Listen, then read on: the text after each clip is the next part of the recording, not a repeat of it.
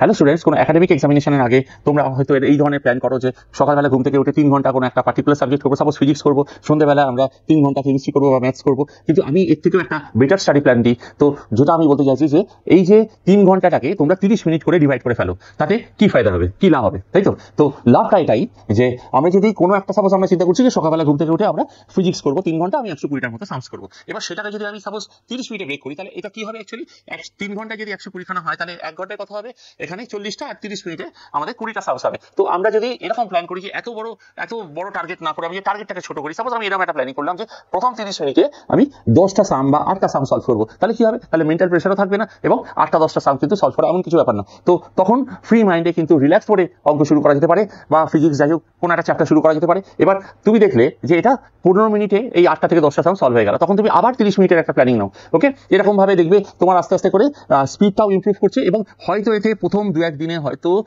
10টা সাম কম হলো, কিন্তু তুমি কিন্তু একটা কথা মাথায় রাখবে, এটা কিন্তু তুমি স্পিড পেয়ে গেলে। এবং এইভাবেই যদি তুমি করতে থাকো, এটা দেখবে যে ঠিক 10 দিন পরে তুমি যে জিনিসটাকে ইমপ্র্যাকটিক্যাল মনে হতো, যে জিনিসটাকে ইম্পসিবল মনে হতো, সেই জিনিসটা কিন্তু অ্যাচিভ করে যাবে, আরো বেশি সাম সলভ করতে পারবে, এবং সব থেকে বড় কথা, তুমি কিন্তু স্পিড পেয়ে যাবে এবং কনফিডেন্স পেয়ে যাবে ফর দ্য এক্সামিনেশন।